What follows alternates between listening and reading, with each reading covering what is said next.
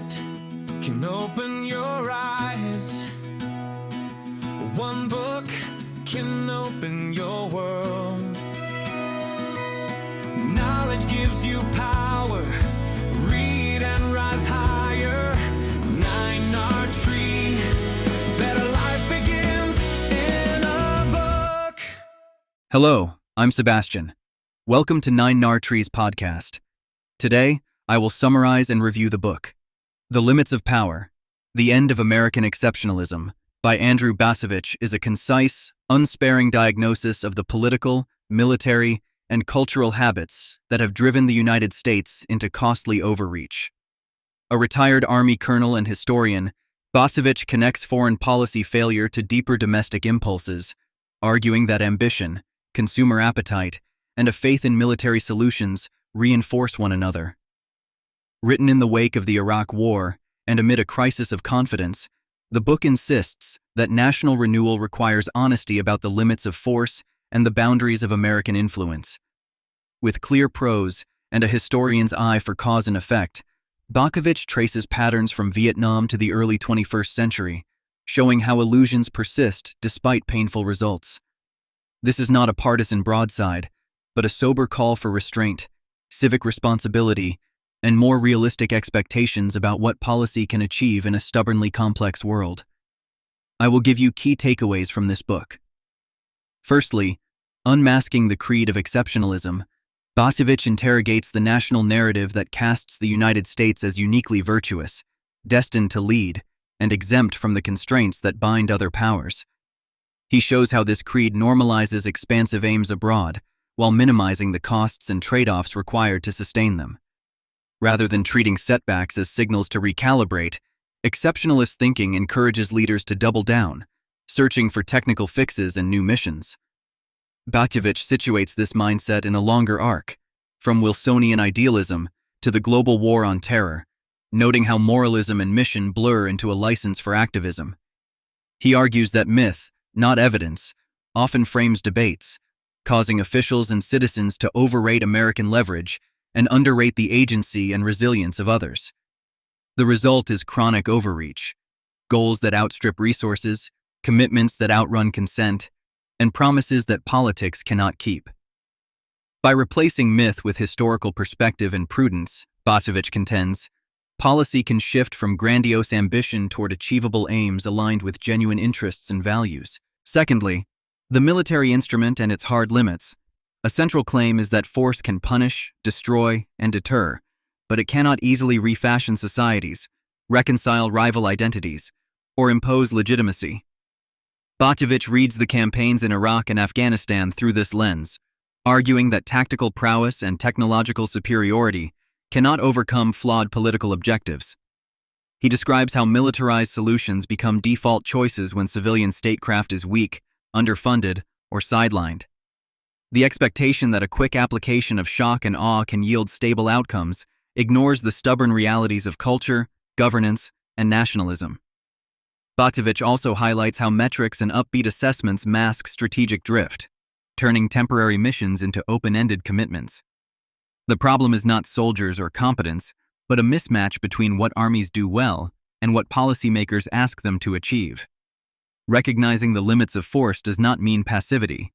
It means prioritizing diplomacy, development, alliances, and example, while reserving military power for clearly defined, narrow objectives that serve vital interests and have a credible end state. Thirdly, profligacy at home, consumption, debt, and energy dependence. The book links external activism to domestic appetites. Bacevich argues that an economy built on cheap credit, imported energy, and continuous consumption generates vulnerabilities that invite risky policies abroad. Securing oil flows, reassuring markets, and sustaining a sense of boundless prosperity incentivize a posture of global management, even when fiscal capacity and public patience are thin. He contends that leaders sell expansive promises without demanding corresponding sacrifice, thereby widening the gap between rhetoric and reality. Strategic choices are thus shaped by the politics of plenty, where short-term gratification outruns long-term prudence.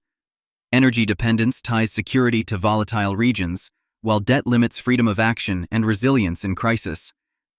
Bacevich calls for a renewed ethic of restraint at home, conservation, balanced budgets, and realistic expectations about growth and power.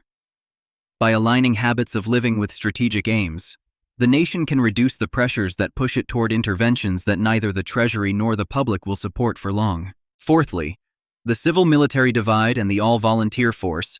Bacevich examines how an all-volunteer force professionalized military excellence while allowing society to outsource war to a small minority. This divide reduces political friction for leaders who choose intervention, since most households bear little direct cost. It also burdens military families with repeated deployments and asks the force to solve political problems beyond its remit. Civilian leaders, insulated from consequences, may conflate respect for the troops with approval of policy, suppressing scrutiny. Bacevich argues that genuine support for the military requires disciplined strategy, clear aims, and honest accounting of risks. He does not romanticize conscription, but he warns that the current arrangement can dull civic responsibility and weaken congressional oversight. A healthier civil-military relationship would restore demanding debate before force is used, ensure that the force size matches missions, and prioritize veterans' care over symbolic gestures. When citizens share in costs and accountability, the threshold for war rises, and strategy becomes more discriminating. Lastly, imperial presidency and the abdication of checks and balances. The architecture of decision-making is central to Bacevich's critique. He contends that, incrementally, Congress, media, and the public have ceded war-making authority to the executive, normalizing emergency powers and permanent mobilization. Authorizations that lack clear limits, along with secrecy and legal elasticity, enable interventions with minimal debate. This drift concentrates responsibility while eroding transparency and learning. Bacevich does not pin blame on a single party. Rather, he traces a bipartisan pattern fueled by fear, ambition, and institutional incentives. Reversing the trend requires Congress to reclaim its constitutional role, media to interrogate premises rather than chase spectacle, and citizens to demand measurable objectives and exit strategies. The goal is not paralysis but balance, a system where urgency does not eclipse judgment, and where the burden of proof rests on those advocating the use of force. Restored oversight would channel power toward defense of core interests and away from crusading projects. In conclusion, The Limits of Power is for citizens who want a clear, historically grounded guide to why the United States keeps doing too much, spending too much, and expecting too much from military power. Students of history and international relations will value its synthesis. Policymakers and veterans will recognize its hard-won realism. Business leaders and taxpayers will grasp its link between domestic habits and strategic exposure. The book benefits life beyond policy wonk circles because it teaches disciplined thinking about trade-offs, humility about what can and cannot be engineered, and the civic duty to align means with ends. Choose this book over generic crisis polemics because Bacevich offers brevity with depth, moral clarity without partisanship, and practical tests for future decisions. It will equip you to ask better questions, insist on real limits and real accountability, and support a foreign policy that protects vital interests while conserving lives, treasure, and democratic legitimacy. If you would like to support Andrew Bacevich, you can buy the book through the Amazon link I've provided in the podcast description. After reading the book, please let me know what you think and share your thoughts. See you around. 1 minute can open your eyes. 1 book can open your world. Knowledge gives you power.